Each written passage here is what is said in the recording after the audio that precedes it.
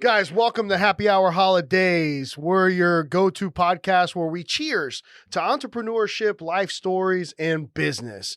I'm your host every single week, Manny Fresh. We got our co-host, Sean Febre, with the highlights. Oh, hey, drippy. A different look. I like it. And then in studio, we got the fucking kingpin, Davy Rolando from 94.1. Repeat offender. Repeat offender. It's the second time he's been on. Yeah, So nice we had to do it twice. Appreciate y'all boys having me on. Again, am I the first repeat guest? Come on. No. Okay. All right. I was just testing. I was just making sure. I think we've had like 4. Because people like you guys. That's why. Yeah, so they want to come back. They're like, because you bring the booze. But you know what it is? We try to keep out the ones we don't like. Good call. Yep, that's how you get them. No, but Davy, you left radio and bounced. And now you're doing a tattoo. Yeah. So business. I own a tattoo shop, and I had the shop for like 2+ years before I left radio. It was a very calculated decision. It wasn't just like, all right, I'm out. It was like, all right, is the shop at the point where I can gracefully bow out of being on the air? And once I got to that point, yeah, I'm gone.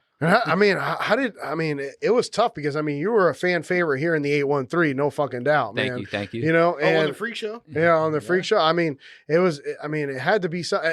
I know you did it for a long time, you know, and it was every day. Yeah. How long did you do it? So altogether, I worked for Wild for, I think it was like 16 years. I did the morning show for 11. So it was a good run, man. But you were on the street team? I was on the street team. I started as an intern, man. I started as the guy that's just passing out, T-shirts and flyers. Right? Yeah, putting up the tent and out there in the hot sun and just kind of, worked my way up. That's pretty much like the story of most radio people. Yeah. Giving out Wild Splash tickets That's for it. a little bit of booby. Come right? on, or a lot of bit. You'll get better seats. American tits. But so so let's just start off at a young age. How did you kind of, feel like, hey man, I really like radio. I really like to express myself where everybody can hear it. Tell us a little bit about Davy growing up. So honestly, radio growing up was never something I ever thought about. I never listened to the radio. I was the CD guy. Every Tuesday, I'd be at the CD store at Sam Goody or whatever. I knew exactly what album was going to come out. I was the dude that would buy an album, look through the whole booklet. I could tell you who produced every track. I was a huge music guy, but I was also that guy that thought that once the song got on the radio, it was corny and I didn't like it no more. So I was never like big into the radio until I was looking for a job. Until I was looking for an internship. I was looking to one thing I knew early on was I wanted to do music. Yeah. I didn't know exactly what that looked like, what that meant. I just knew it wanted. And you had a name too, right? Well, I used to do music myself. Yeah, Young Skrilla. Yeah. I quickly realized that wasn't the route either. At one point I thought I wanted to be a producer. At one point I wanted to work for a record label. I didn't know exactly what. I just knew I wanted it to be music related. And then once it was time to try to find an internship, bro, I looked everywhere except for radio, because being somebody that never listened to it, I didn't have anything against it. I just didn't even think about it. It just never really crept into my mind. So man, I applied at record labels, MTV, BET, Double XL, The Source, like anything in the game. Nobody, not one. I'm still waiting 16 years later. I think they're going to reply to my email soon. But the only person that hit me back once all of those avenues got exhausted and it looked like, yo, this isn't working. There was this girl I was talking to, and me and this girl had this is how it happened, man. Me and this girl just started dating. I met her at Prana. Prana back in the one day. of those. Talking about like 2010 right over here. Met her at Prana, and she had just moved out of her mom's house for the first time. So she was on her own by herself for the first time ever, and she was kind of sketched out. And she was like, hey, I just moved down the street from the radio station. She's like, because she knew I was looking for an internship. She's like, you should apply, and if you get it, then you could live with me. was the first light bulb of like radio. I never thought Damn, about she set that. you up with the job and the place And to you live. can live with Facts, me, bro. right? And it was one of those things that You is- want to shout her out? well, as the story goes, no. So it was one of those things that like sounded better to her than it actually was because I got the internship. The internship was unpaid.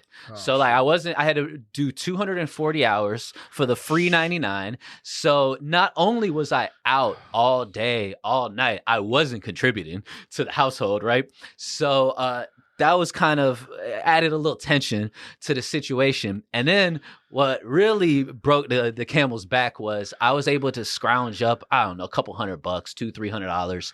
And I bought a pair of turntables from a pawn shop, right? Because I had this idea. I was like, yo, what I'm going to do, because I DJ'd. I'm going to be a DJ. Right, exactly. Yeah. And, you know, I DJ'd in high school. Like I had turntable. I would do like little house party. I didn't do it well. Where are you from? Just real Well, quick? I grew up in Tampa, and then my sophomore year, I moved to Wesley Chapel. Oh, okay. So, so Tampa. still Tampa, yeah. So I'm from out here, man. So I DJ'd a little bit in high school, and it was always kind of like a passion of mine. I got rid of my first setup, so I was able to get those couple $100. I bought a pair of turntables from a pawn shop, and to me, I was like, "Yo, baby, I got the answer. Like we're going places. Just you wait." Not the reaction I got from her at all. She's like, "You're not fucking helping with bills, and you're buying record players, da, da, da, da, all this shit." I'm like, "No, you don't understand. Like, we're gonna make money. I'm gonna do this." Okay. So then shortly thereafter, like a few days after, she was really not liking the being out at the Yo, clubs. the bitch is the coming one that the gave you the bitches. opportunity to live with her. Why is she bitching? That's a She real didn't question. really, I don't think she saw it all the way through. And then came the ultimatum. It was well, you're either going to pick the radio station and your little music thing, or you're going to be with me. And mind you, I was living with her. It was her spot. How old were you around here? I was probably 22, 23, Young something. buck? So I was a young buck, man. So I turned into a young buck sleeping in my car. Turntables in the truck, though. Yeah. I had about maybe 2 weeks. I had, you know, where you get the apartment, but like it's not ready till like the 1st, and it was like the 17th. I was like, fuck. Damn. So yeah, man, I thugged it out in the car for, you know, a week and a half, 2 weeks. What kind of car? It was Big a back seats? yeah, big back seats. It was not a Crown Vic, a Grand Marquis. It was a Grand Marquis, like a police looking car. yeah, So yeah. I was living in luxury. But yeah, man. So I finally got the apartment, and even that, I was already like 10 toes down. Like, yo, I'm gonna make this radio shit happen. But like once I got kicked out of old girl's house, and you know, you put all your eggs in one basket. Yeah. And I'm like, fuck it, we're gonna make this shit happen. So yeah, bro. From there, I got hired onto the street team. Did that for a while. I quickly became the fill-in guy. Right, I was the when What's this. that mean? Yeah. That means like if you're like one of the morning show, one of the full-time Monday through Friday guys, and you're on vacation, I'd be the one to fill in, or you got sick or something like that. I That's was an like, opportunity. it was the every single time. opportunity, yeah. And you know, it was a blessing and a curse because I got that opportunity way faster than pretty much anybody did. Like because I was very available. I didn't have anything else going on. I was at the job even when I wasn't on the clock. I was that guy. Yeah. And so I got that opportunity faster than most, right? And then I was just kind of stuck there. You know, like I got it real fast, and then like Always the filling guy, never the guy that. exactly, Yeah. always the bridesmaid, never the bride.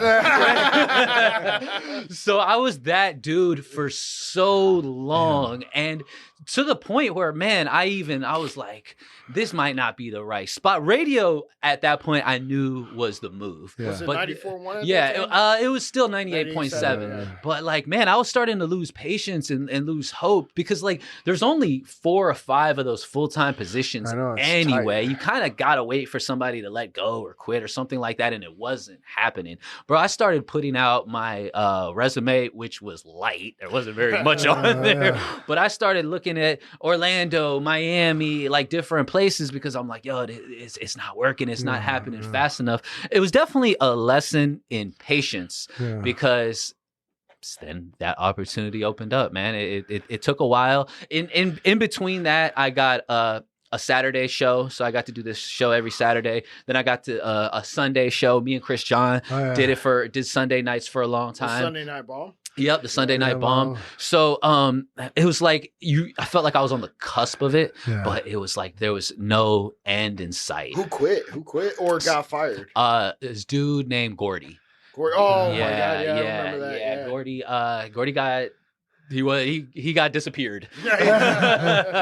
So that and that was my opportunity. Like 10 years ago, right? More 16, right? Yeah. Well, he's been I would say that would have been about 12 years ago. 12 years ago. Yeah. And man, Gordy got let go, or I forget exactly what happened. He got radioed. He got radioed on a Monday and got radioed replaced by Wednesday. I was in there.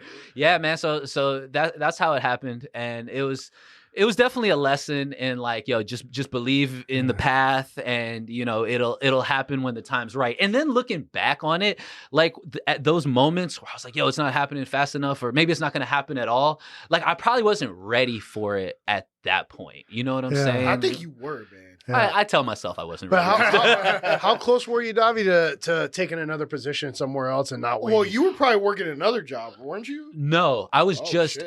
just doing the radio and DJing. But I was DJing. But DJing for like parties. I was doing weddings, everything. Events. Not weddings yet. Mostly I was doing strip clubs. I was doing a lot of that's right. I remember that. I was doing a lot of So strip clubs. I got 10% of these strip clubs. Yeah. So I learned that like as a DJ, if you don't really have like a name for yourself, if people aren't really coming out to see you, then like I was at the beginning of my DJ career, I was doing little dive bars and this and that, but they don't pay. They don't pay. The best money at that point was for me in the strip clubs. So bro, I would do strip clubs a lot. What was the most you ever made in one night at a strip club?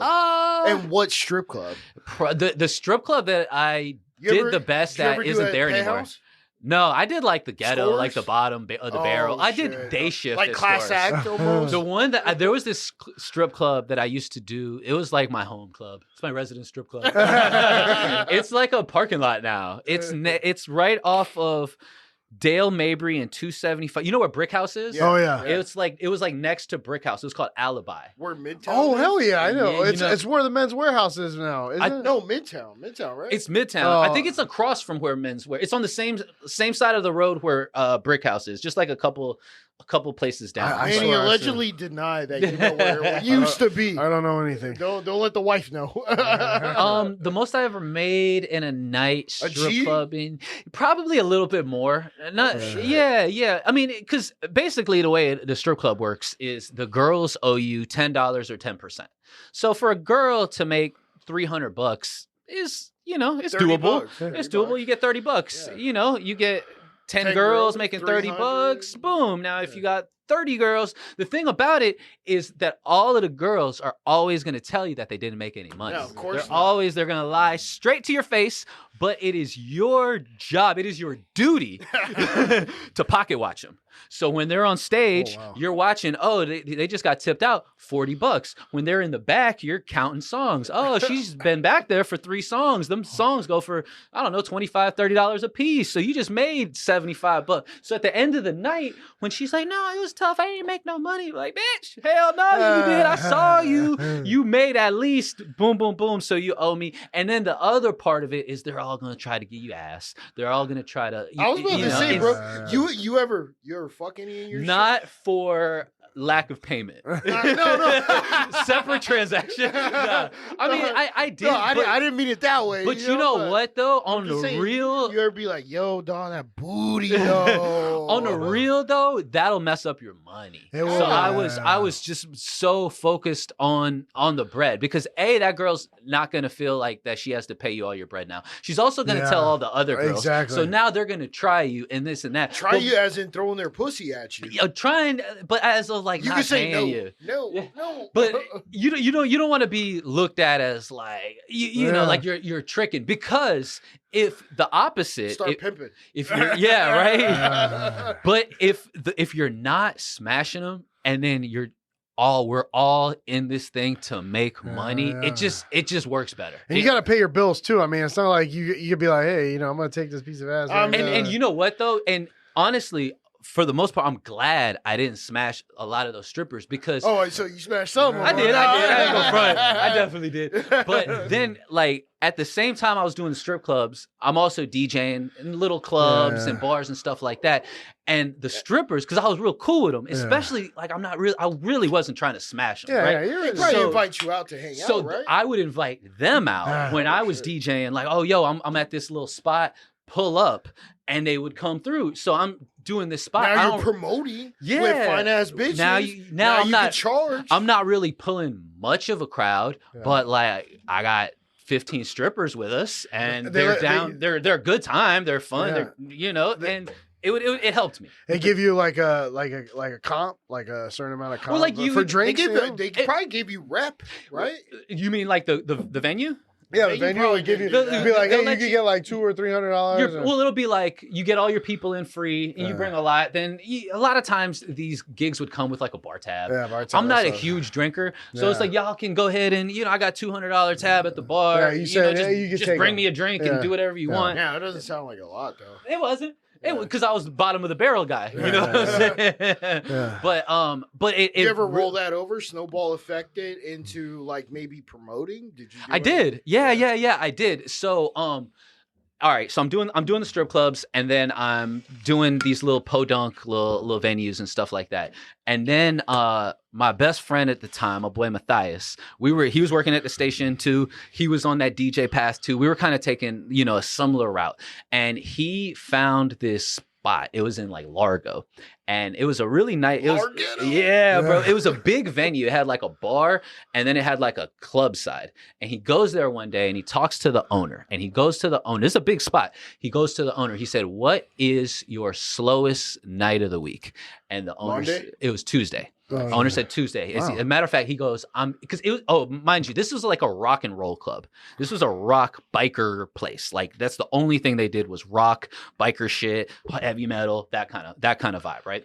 So the owner says, my slowest night is Tuesday. As a matter of fact, he said, I'm thinking about not even being open on Tuesdays. It's that bad. That's how much he was losing. He was losing, bro. He was losing his ass. He was losing his ass so much that when my partner pitched it, he was like, well, let us get Tuesdays. And what we want is we'll take 100% of the door and 20% of the bar.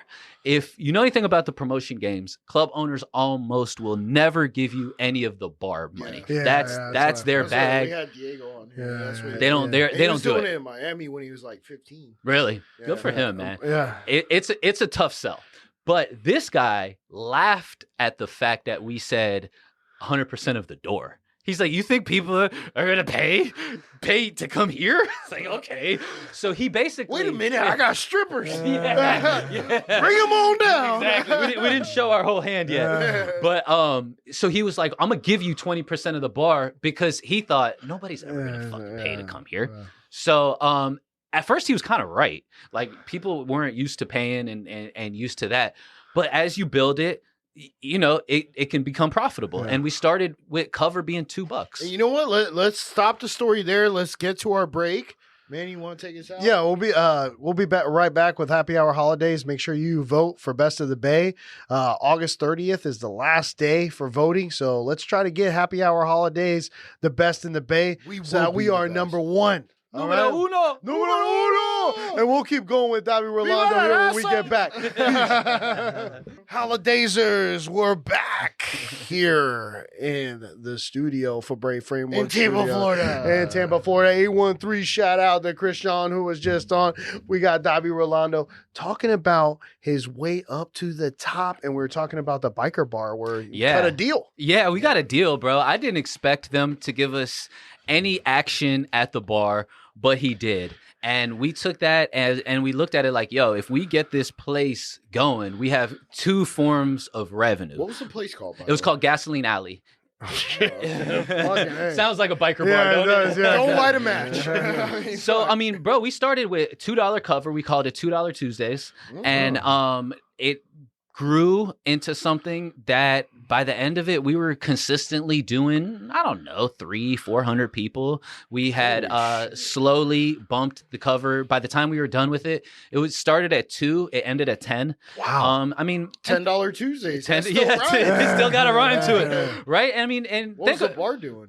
the bar was doing well too, bro. We would make $2,000 to $3,000 a night from the bar. Damn, we that's would almost make a bar was doing. I mean, you know, do the math. You get 300 people paying 6 times 5. That's 30 grand. So Bars keeping like what 24. there, the numbers worked, and then what we would do is from time to time we would do like little concerts. We had like Ace Hood, Pastor Troy, just the guys we could afford. Really, the one thing that we did that I think was the most beneficial to us, what we always did is and this sounds cliche, it sounds stupid, but we always made sure that we kept it fun. Like fun was the number one priority. And what I mean by that, like fun was like something that was like almost like systematic. Like we had guys that we had a group of friends that like to like break dance, right? They like to dance and pop lock and all that bullshit, right? So, but they only wanted to dance to like specific music,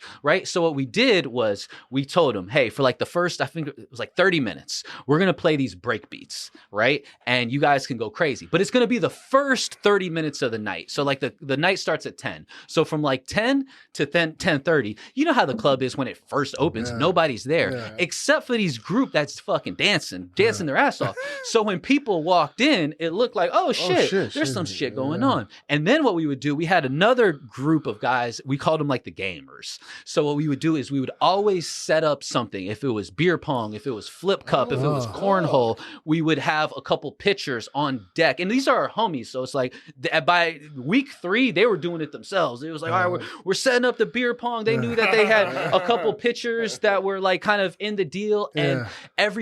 And then probably the most important thing that we did, and this is actually like a lesson, Was the bitches. There was the bitches. Nah, no bullshit though.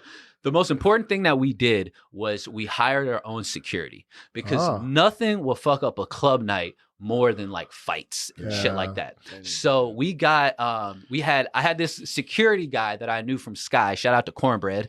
Yeah, my boy Cornbread. He was like he worked at Club Sky. So he was like one of the main security guys there. And we told him like, yo, we need like 3 or 4 more of you guys. So he had a team of security, and yeah, they were big and they would beat your ass, but they like, that wasn't the goal. What they were so good at was defusing situations, bro. That like you guys were about to beef. They'd like set y'all apart, talk to you. Maybe one guy gets kicked out. Maybe they're able to squash it. But the next thing you know, and they had like liberty that like, yo, if you need to like buy somebody a drink or give them a bottle of water, just, handle it. Treat everybody that was like in the group with us. De-escalation. It was like, yo, treat this like this is your house, right? So our night was going well, bro. It really was. We were making money. People were having a good fucking time, man. Damn, 3 weeks in, bro. Y'all were making some money. We had to be able to do that, and we saw the long term of it. We had a plan.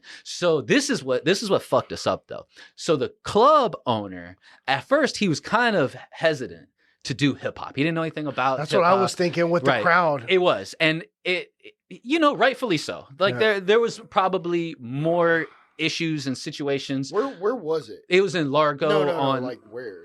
Was it in the ghetto? Was it in downtown Largo? No, it wasn't downtown. It was, I wouldn't say it was it the a ghetto. low-income area? It was like, man, I would say it was like, the demographic would be like mixed, low income, white and Mexican in that area, right? So the cartels out there. They were there, bro. They were there. Push that cocaína. Oye, mira. I'm just kidding. But what ended up being like the beginning of the end for us was the club owner, who was kind of apprehensive at first about hip hop. One thing about hip hop people is like, hip hop guys drink, like that crowd. So like his biker guys, they're drinking $3 Bud Lights all night, and like we when we started doing our night, they had never had anybody buy bottles before. Like they were running out of Ciroc and Hennessy and shit like that. True story. So at first he was apprehensive, but then like somebody who one of his normal patrons would spend $20-$30. Our normal patrons were spending $200-$300, right? So as it got even better and better, different promoters, different people start, hey, well, because we were doing Tuesdays. So it was like, hey, can we do a party on a Saturday? Or can we do, it's Memorial Day weekend. We want to do this and that. And they didn't have the same priority with security that we had. So there was a lot of issues with their fight, or like there were fights. Why don't you guys just run the entire club? Because we were good with just Tuesdays. Did you guys have a promotion company? It was just me and my boy and our group of friends. Did you guys LLC it up or? I don't think we ever did. No. I don't think we ever did. And also we were doing other things on other nights, so it wouldn't have been feasible to take over the spot.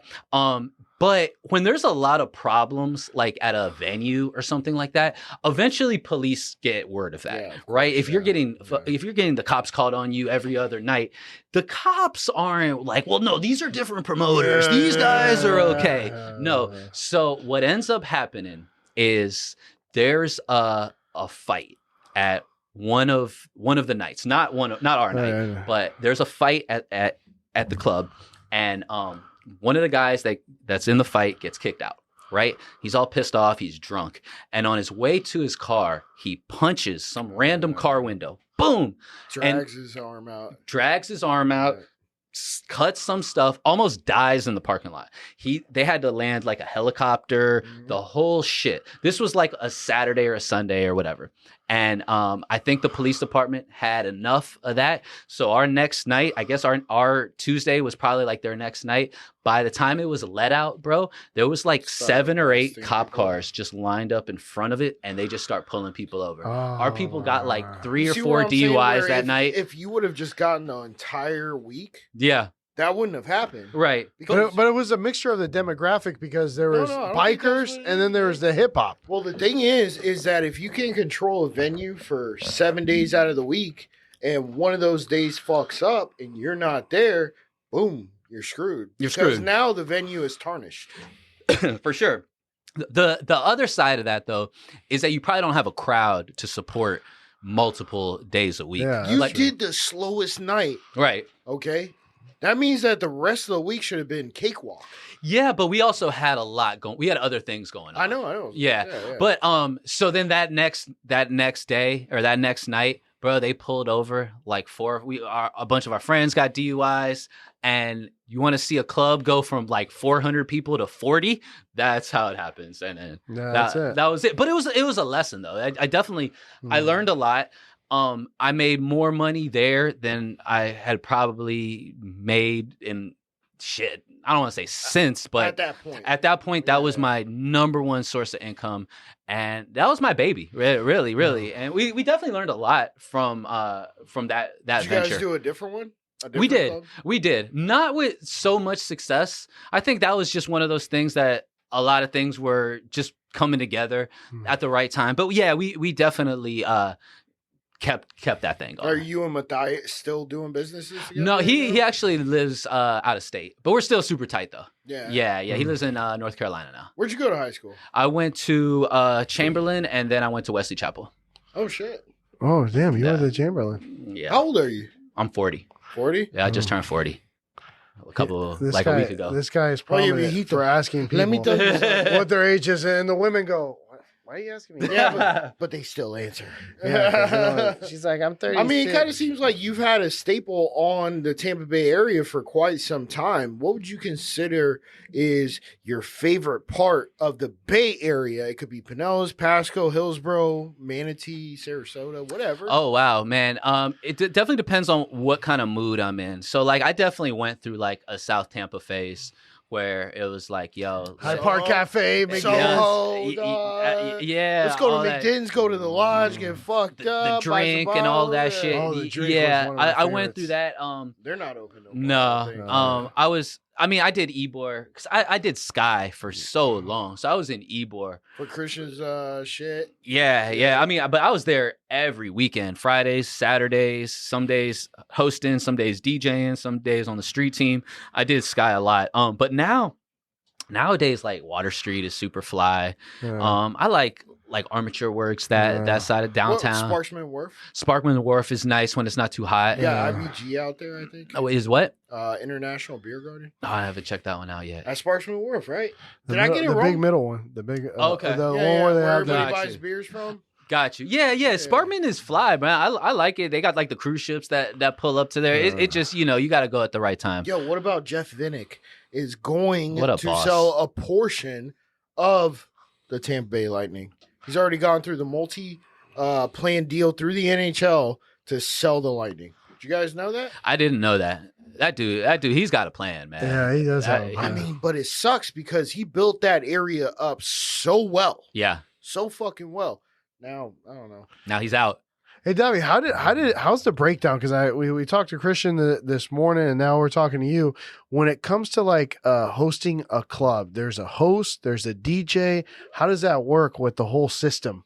Okay, so like where we were when we did we would do a lot of broadcasts. Yeah. Meaning like we're in the club, but we're live on the radio. Gotcha. So you kind of have to have a little bit of a chemistry with the DJ and the host. So basically, as the host, it would be my job to keep the party going. Try to find like the little holes to talk into because you don't want to like talk over the song. Yeah. That's annoying. And a good DJ is going to give that host those opportunities. Gotcha. So like me and Chris did plenty of club nights together, and we definitely had that 1-2 where like I kind of knew where he was going next. Like if he's in the middle of a set and rocking it, like I don't need to do too much talking, right? But like the host, as far as a radio broadcast, you're more mindful of what's going on air because you kind of want to be like, hey, we're live at Club Sky, pull up, ladies free till 11, da da da da da. Whereas the DJ is like, yo, we're just gonna rock this out. And I've been on the other side of it where I've been, the DJ at the club, and I'm just kind of mindful of.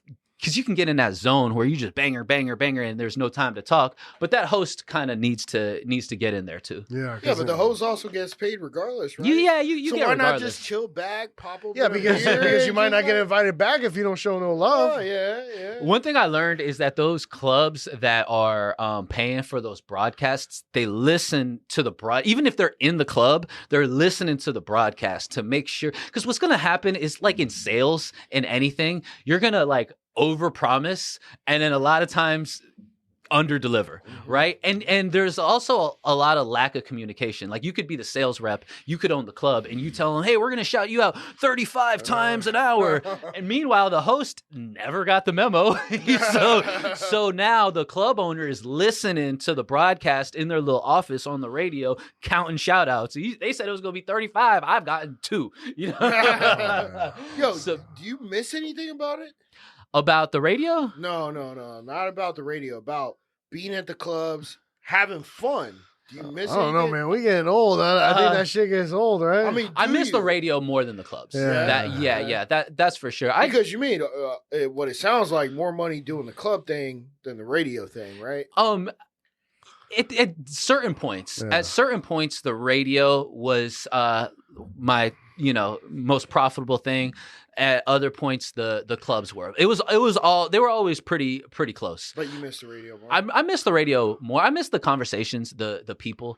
The clubs was cool, man. I don't really have like a chill like in the club, so I never mastered the art of like not getting shit faced. I'm with you. I'm with you, Davy. He was like, Casamigos, let's go. Yeah, and me and Chris John, I probably did more clubs with him than anybody else, and he's that on 100 degrees. So Chris is always ordering shots and 2 drinks at a time. Not no more. Not no more. Bro. So like, man, those next days would be rough. So yeah, you don't miss it at all, huh? Not the club so much. Not really.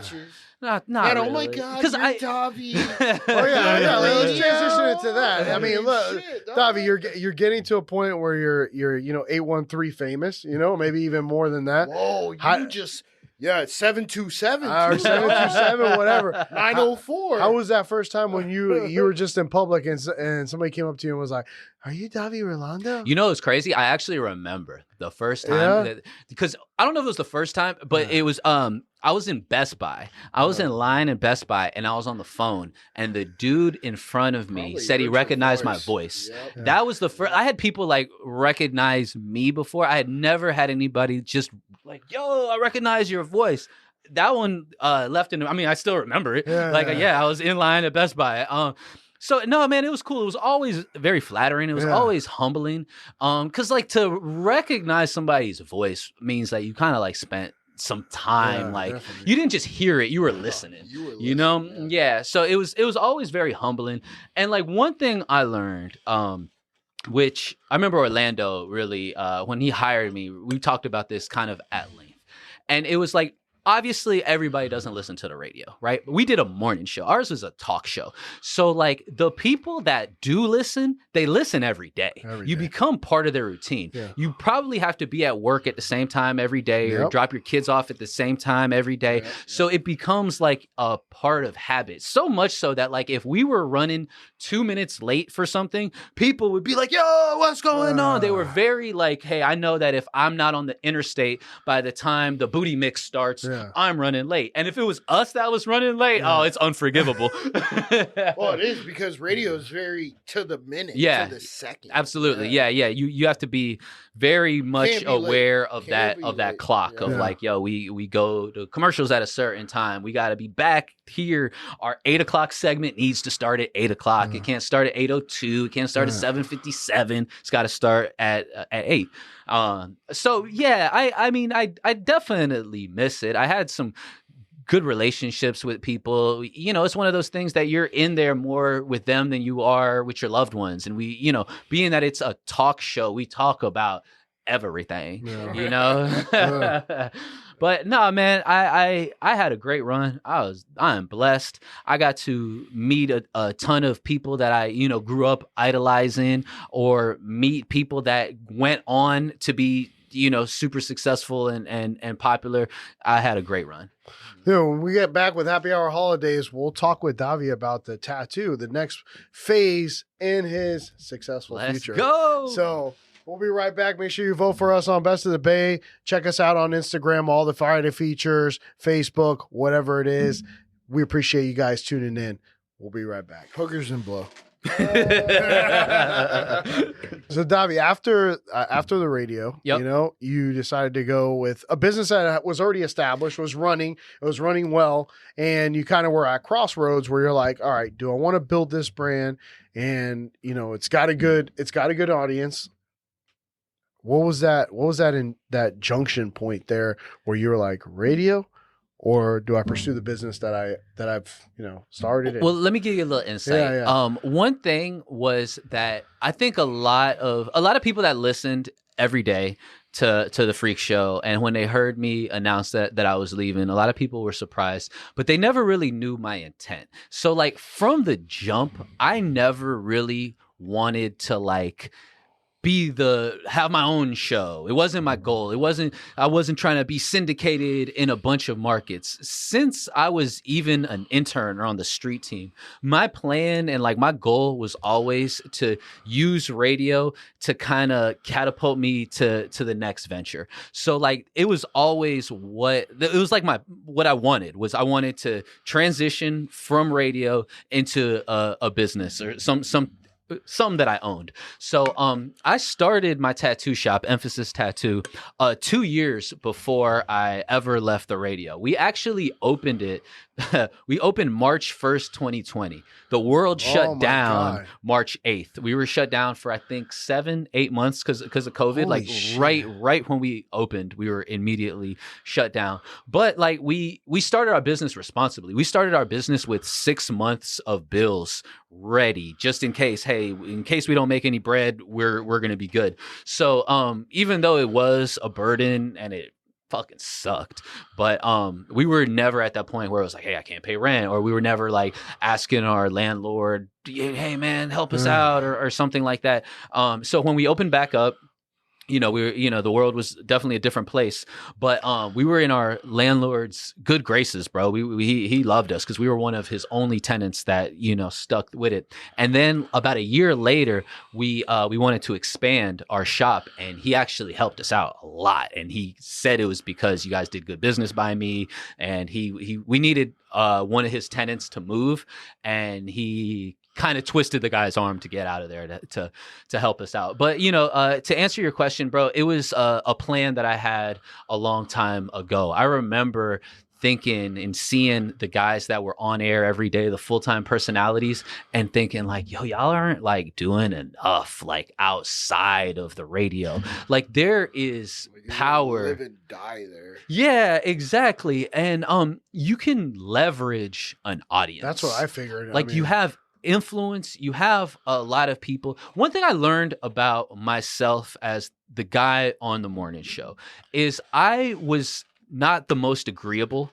I wouldn't kind of like say what people wanted to say. I was, in fact, disagreeable. You're a devil's advocate. I'd be devil's advocate for sure. But more than anything, man, I would, right or wrong, I would always say what I felt, which, is, I feel like a rarity because, it's corporate. You got to kind of tiptoe. Yeah. But I didn't mind, pissing people off, offending people or whatever. Beasley didn't give a fuck that you were doing that. As long as you do it in the right way and without saying a couple of choice words and stuff like that, and if it can be, as long as you're not just doing it to be a dick, if you can present valid arguments and good points. So one thing I didn't really realize until I opened my business is like, yeah, a lot of people disagreed with me, but even the people that disagreed with me, they never thought that I didn't believe that. Yeah. So like, I don't think he's right, but I think he believes he's right.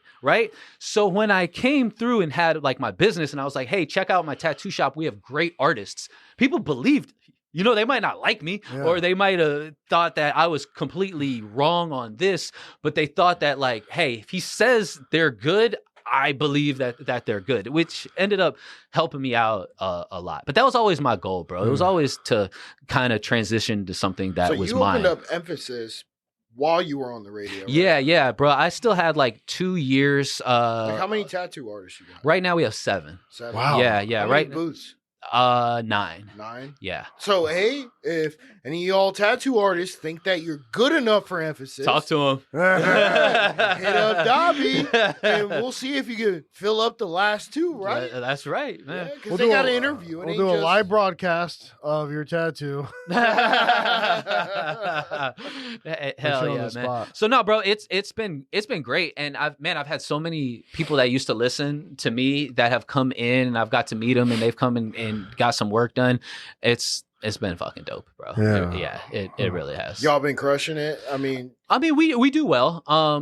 Some weekends are better than the weekdays, and some months are better than like every business. There's ups, there's downs. Like right now, summer is usually a little slower than once it gets cold because people want to go to the beach, they want to go out, they want to be in the sun, go to the pool, and they know that with like a fresh tat, you're kind of limited to what you could do at least while it's healing. The fresh tat, I mean, you got to put Vaseline over it, right? You put like a little bit of ointment on it, but like while it's healing, you have to stay out of the sun. 100%. Oh shit! Really? I mean, for longevity purpose. I've never had a tattoo. Yeah, so you get a fresh tat. It feels like you're missing a layer of skin. So being out in the sun, it's, I don't want to say excruciating, but it's significantly, you want to get it out of the sun. Yeah. So a lot of people plan tattoos around like, all right, I know I'm not having any beach days anytime soon or anything like that. So it makes the summer a little bit slower, but it's not bad, bro. It's manageable. And out of all the business ventures that you thought about, Davy, how did you kind of from everything that you were, all the experience that you had, how did you say tattoos the way I'm gonna go? Yeah, that's a great question, man. So I got introduced to my now business partner, his name's Dollars Tattoo, from a friend. And him and I actually started a business prior to opening up the shop. He had an idea he told me about while he was actually tattooing me. And it was called it ended up being called the Tattoo Soap. So we dropped a product called Tattoo Soap. That was our first venture that we did. It was basically a soap for after you get tattooed, to keep your tat clean. That sounds like a smart idea. It was a good idea. And then we Is it still going? No, we let it go. But we started it with Probably the sell it in your shop. we could. We actually give it away now as part of like your aftercare of your aftercare bundle. And we started it with the idea of like, this is great for somebody that gets tattooed. Once they go home, this is how they clean it. What we didn't really even realize is that tattoo artists like it because you use soap during the tattoo process, and the tattoo artists, they were really liking it too. But more than that, what I really learned is that me and my partner do business well together. And then once, really what happened with the tattoo soap is we sold out, we made some good money, and but the factory that was making it for us, their minimum order like quadrupled. Oh, sure. So our minimum order, I want to say our first batch minimum was like 2021 then? A little earlier, before, like 2019 type. I want to say our initial order was like 14,000, and the next order, the minimum was like 50. So that's when we were like, yo, we made money off of it, but we're like, let's pivot this into an actual location. And he showed me that he's a phenomenal tattoo artist. He's been on TV. He's very sought after. He kind of explained and showed me like the business model. And I was like, oh, this makes sense. Let's do a shot. And also as somebody. You think about Shark Tank a little bit? Yeah, right. That's how I felt. Yeah. And it was one of those things that I had that idea before he mentioned it to me. But I felt like as a not being a tattoo artist, I felt like I needed somebody to kind of like invite me into that world. So when he was like, bro, we should, like, yes, yes, we should. And it's been great, man. What's your partner's name? His name's Dollars Tattoo. Dollars Tattoo. Yeah. Okay. And so that's probably his Instagram handle as well, right? Yep.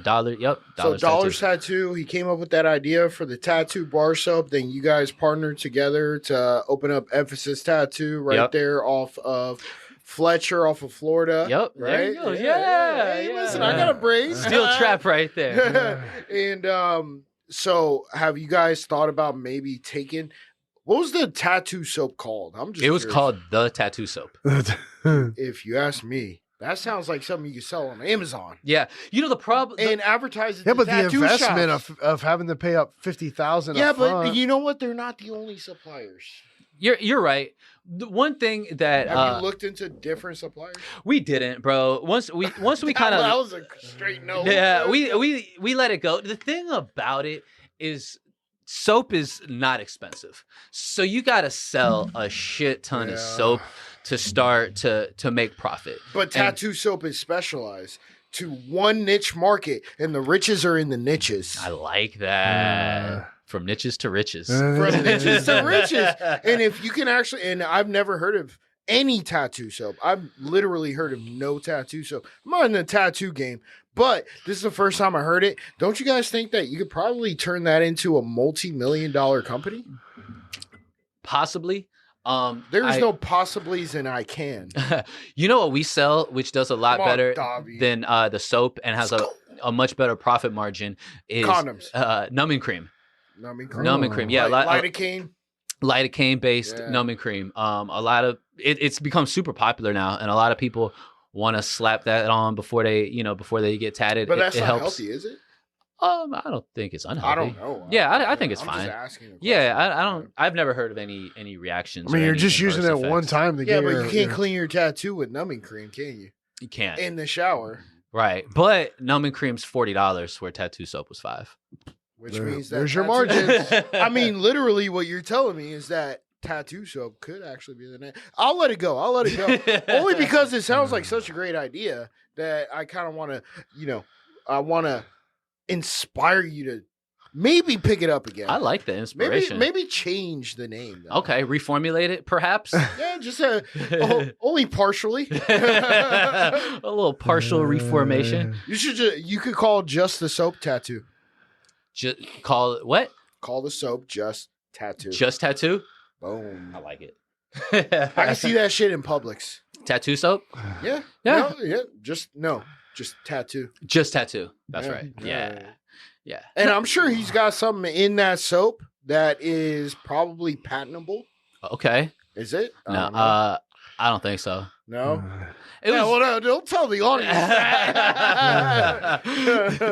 Nitroglycerin in there, guys. Don't light it on fire. No, it was good though. It was good, but more than anything, we took that bread, we flipped it, and we put that into a tattoo shop. The way I look at it is like our initial order, like I said, was like 14 bands. We didn't re-up, but we basically opened up a business for 14 grand, which, you know. Are you guys opening up other tattoo That's shops? definitely the goal. Yeah, the goal is definitely multiple locations. So is it like a salon lofts for tattoo shops? So it's basically you're trying to open up multiple franchises under the name Emphasis Tattoo in different geographical locations like Orlando, Miami. Yeah, I mean Beach. that's definitely Like, what's the goal? What's the goal? that's Davy? definitely the big picture. I would probably stay away from like the next one. I don't know if I would do it like in a Orlando, Miami, or just a super saturated place, but Atlanta, maybe. Austin, Texas. I haven't gotten that far yet. First and foremost would be to get every single artist on a 3 or 4 month wait. You know, everybody that we have where they're not unbookable, but where you gotta What about franchising? Yeah, you gotta kind of wait. Eventually, that's definitely the big picture.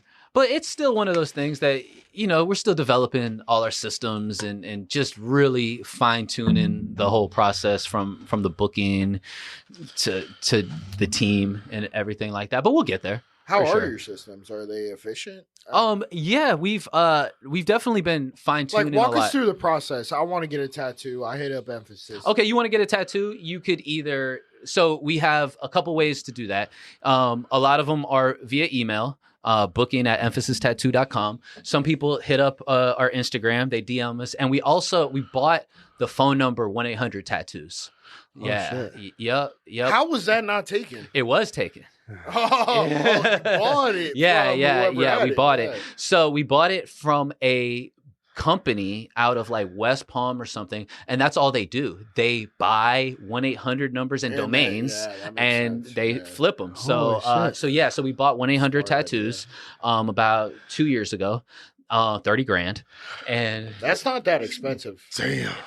No, bro. No, like considering. know. and you I can know. sell it. Yeah. You can sell. You want to hear a funny story? You could probably sell it for $150 right now if you wanted to. So the guy that I bought this from, I'll give you this real quick story. So he gave me the game on the 1-800 business. So the first real successful 1-800 number was 1-800 lawyers. And 1-800 It wasn't Ask Gary? No, it wasn't. Way before Gary, the lawyers, they had this they had that number, and I forget what company, let's say AT&T owned it, right? And they had like a 10-year lease on it or something like that for stupid low, like $50 a month or something stupid, right? And they didn't know that 1-800 Lawyers was this national brand that they were fucking pushing, spending millions and millions of dollars pushing. The number was getting, crazy amount of traffic. When their contract went up, the price went from whatever it was, $50, $100 to $600,000. $600,000 for a phone number, and they paid it a month, by the way. $600,000 a month. A month. And it was worth it to them. And in them deciding, like, fuck it, we're keeping it, the 1-800 number game fucking blew up. You know when it makes sense? Because you know how people buy domains? Yep. Like Elon Musk had to pay Mark Zuckerberg X amount of millions of dollars for the letter X. Yeah. Because Mark Zuckerberg owned X.com. Yeah. Bro, It's He paid like $500 million. it's a whole 500 million? $500 million for X.com.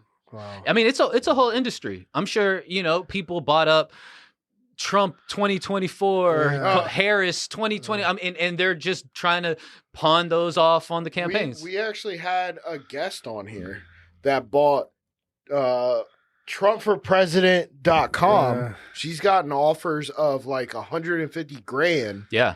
just to buy the domain, but she doesn't know if who's gonna buy it, whatever.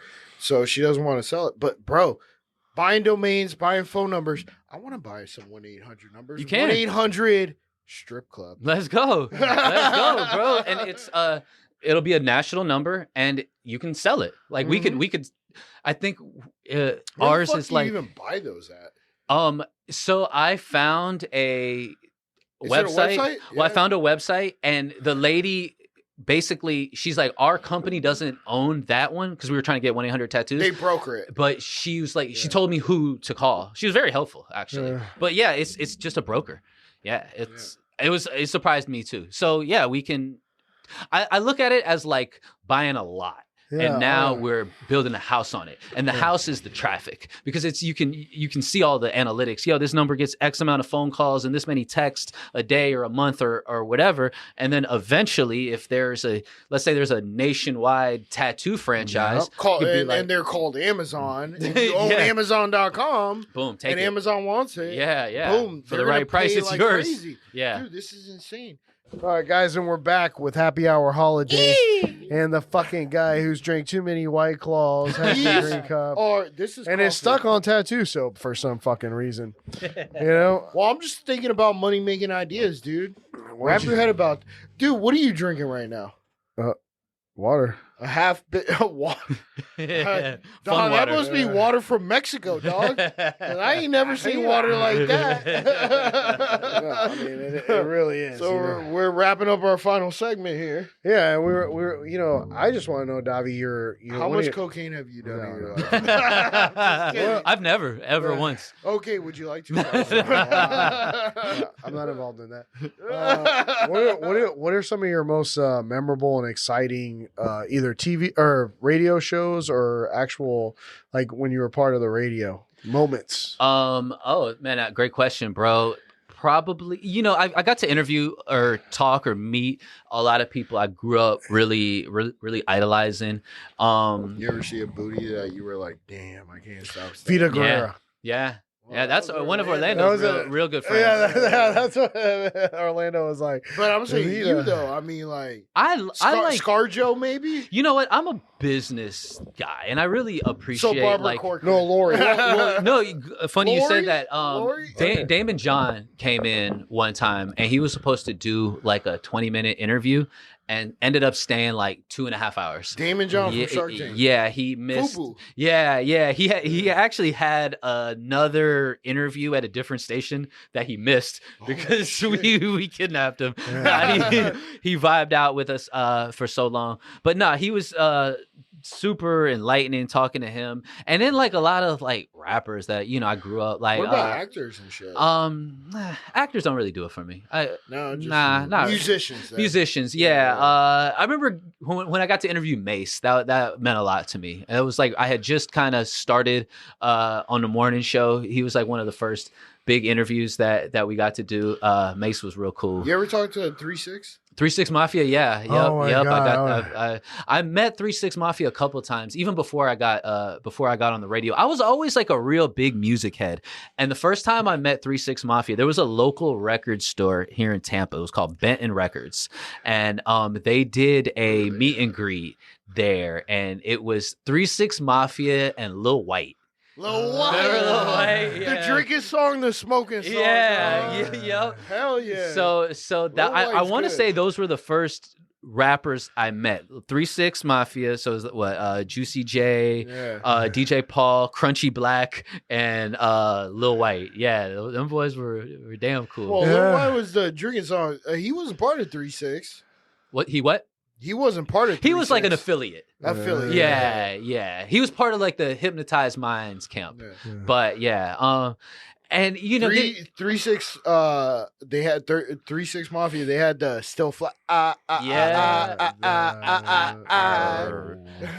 remember Slop on the knob, like corn on the cob. Classics. Check it with me And what? and do your job. That's right. Lay on the bed and give me head. Don't have to ask. Don't have to beg. I remember getting to interview Drake one time. He was the headliner of one of our shows, and that must have been recent then, right? No, I was still on the street team, and I had a Drake's been around that long. Yeah, he's been around for a minute, bro. Degrassi? And I had a question that I wanted to ask him, and not on like, yo, I get to interview you type shit, but just like I was just curious because he had a song on that first mixtape or album, whatever, that first I think it was called So Far Gone. He had a track, it was called November 18th, and the day of our show just so happened to be November 18th. No way. So I wanted to know the importance of that date. And yo, I got to ask him, and I was fucking so hype that I was like, I got to ask this motherfucker a question. I couldn't tell you the answer. I was like, yo, I fucking got my question. I was so hyped. And I remember him saying, he's like, yo, we were just talking about that on the way here. And then the rest was like, dude, now you got me wondering what the fuck November 18th means then. No one will ever know. Yeah, that's crazy. I mean, so have you ever met M? Eminem, nah, I never Dre? met Eminem. Dr. Dre, no. Snoop? Yeah. Easy. Easy E. No, he died. Bro. Yeah. I was testing. Was that a I real- was testing. Who's your favorite rapper? Of all time? Yes. Probably Nas. Really? Yeah, Wow. probably Nas. And now the show has ended. I would say Nas or Lil Wayne. I like, bro, Lil Wayne, New Orleans. You remember that song, New Orleans?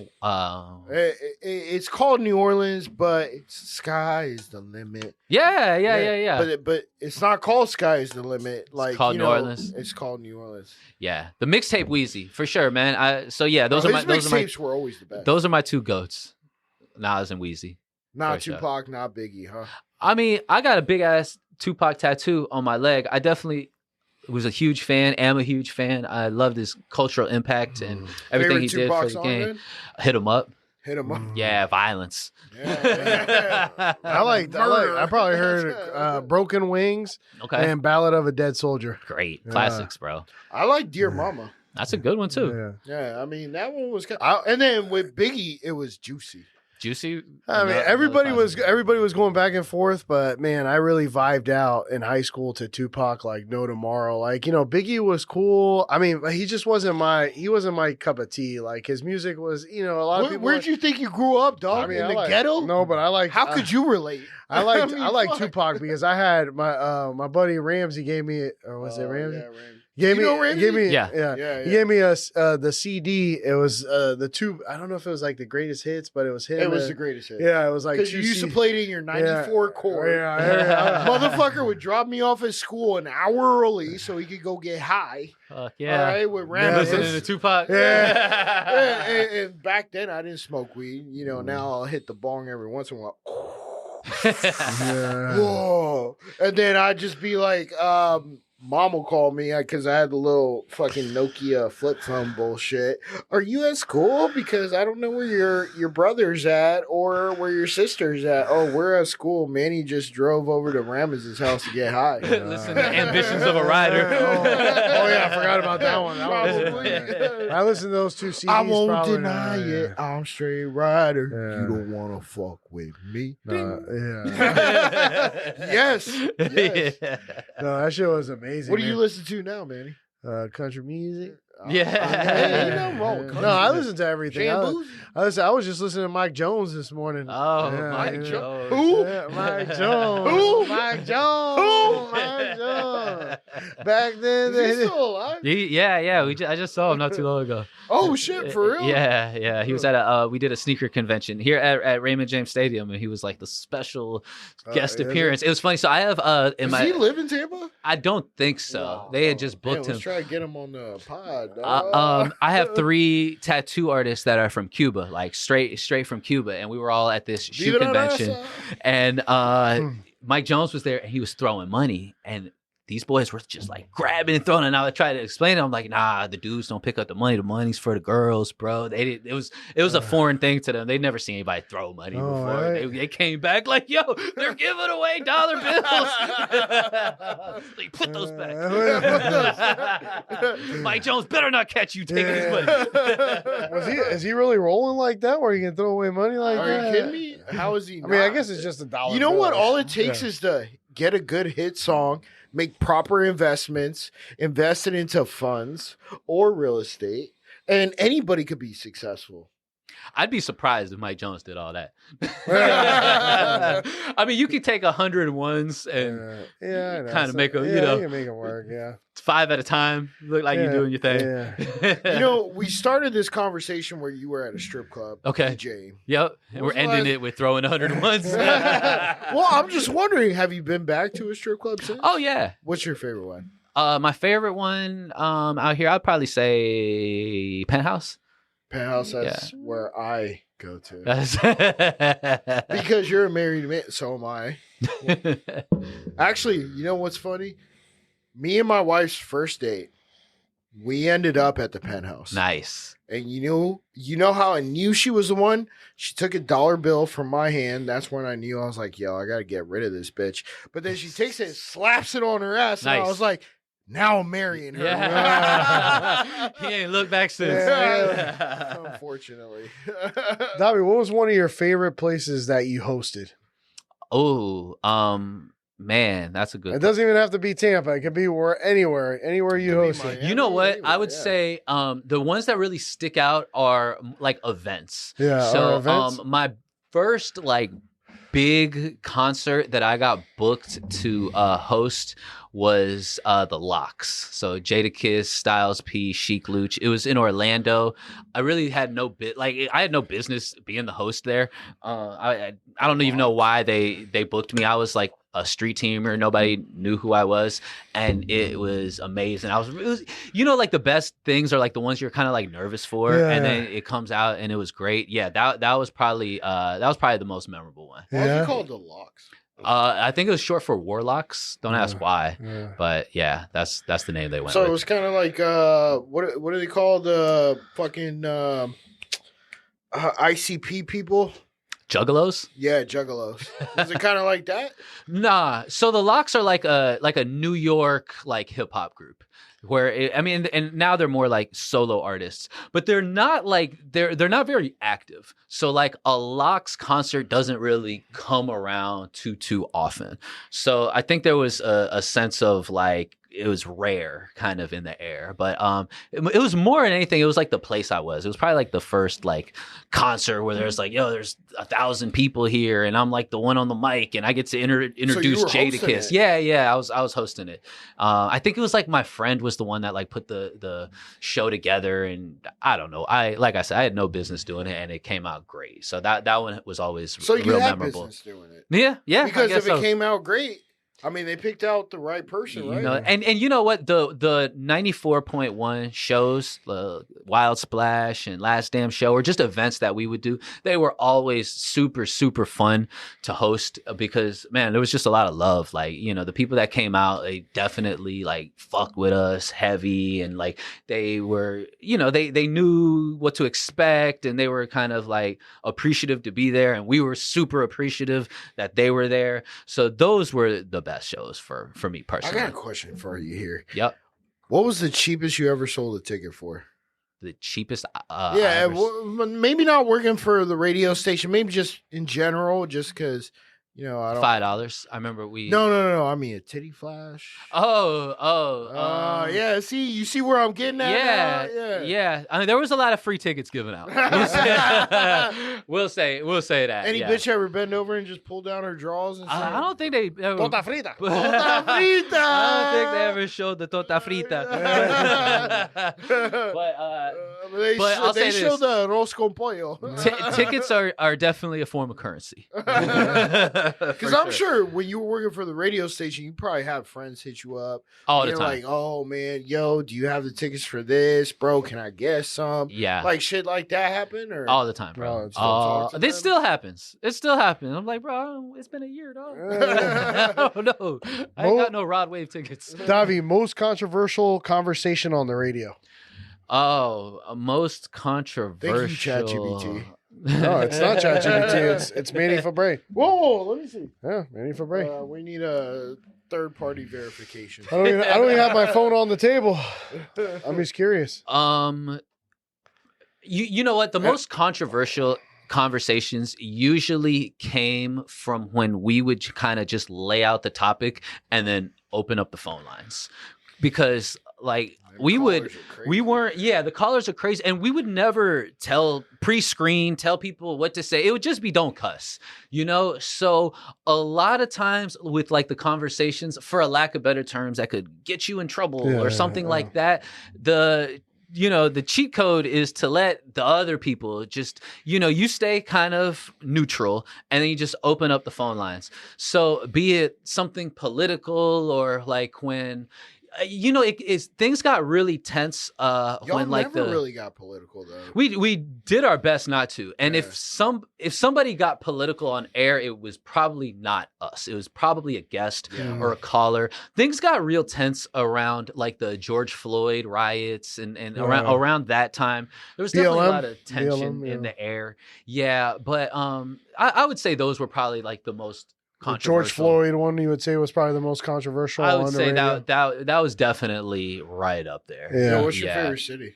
Favorite city to like visit, or because I mean Tampa's number one. You already know. 727.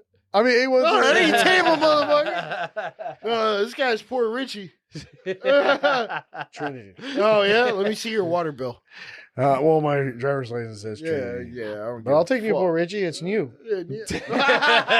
Newer than Port Richie. Yeah, it's newer than Port Richie. Favorite city, I would say Medellin. Medellin. Yeah. In Colombia. In Colombia. Oh. Yo, bro. So you're going all the way to Colombia. I've been to Colombia. Dog, I heard you can't wear no jewelry. You can't wear no brand name shirts. If you do, you get stabbed. Oh, my God. You get kidnapped. This guy's been watching Narcos too long. Yeah. No, that's what Jeanette said, bro. Bro, Jeanette's from Colombia. I would say that. Well, you're not white, so I mean, I look white as a piece of paper. I speak Spanish though. White as a piece of paper. I would say that just going abroad is more than anything about just common sense. So Medellin, ¿por qué? I mean, it's a fun city. Lo prostitutas. it's a great city, man, and it's the value of the dollar goes a long way, That's as what in I've like heard, a lot man. of those like Latin American places. Man, I really rent love a mansion for like nothing. I really right? love El Salvador too. El Salvador is man, it's on the come up. Yeah, I'm definitely thinking about I'm like surprised you investing. didn't say Costa Rica. Though. Costa Rica's great too. I've been to Costa Rica so many times, you 'Cause know. you're Costa Rican. Yeah, Costa Rica's awesome, man.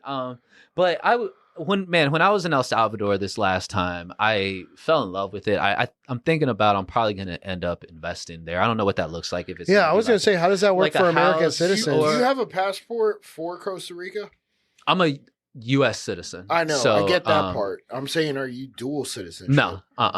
You may want to try to get a passport and citizenship in Costa Rica. That way, investing in South America and Central America would be beneficial for you because now you have a separate. I was actually thinking. We got 3 minutes left. By the way. So I was thinking that in the more of El Salvador. My girl's from El Salvador, and that country is just Your wife? really that country. Wait, your wife?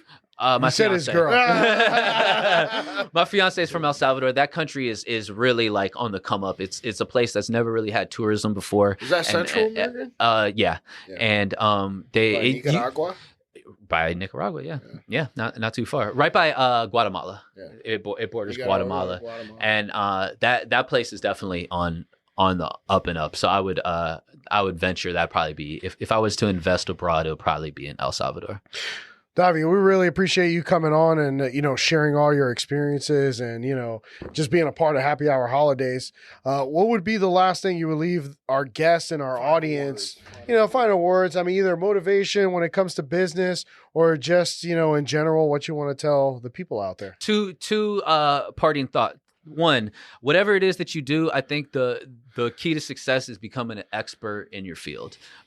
Just being a source of knowledge, being an authority figure in that lane that you pick. I think that is exponentially how to increase revenue, success. I think that's the cheat code. And more importantly than that is vote for these boys for Best in the Bay.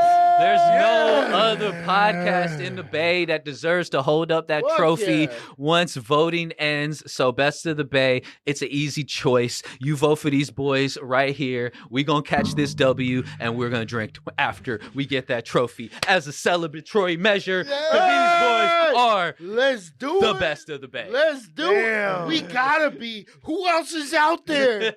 Who else is out there? We've had the privilege of having all the people from 94.1, and they've been one of our favorite guests to have on here. They kill it every Not just 94.1. Emphasis Tattoo. Hey, you know what? Emphasis Tattoo. Check them out there on Fletcher in Florida. Go over there if you need a tattoo. Come on, let's go. Let's bring everybody up. Let's do it. 813. We're out. Happy Hour Holidazers. Make sure you vote. Best of the Bay. Davy Rolando in the house. Thank you so much. Peace out.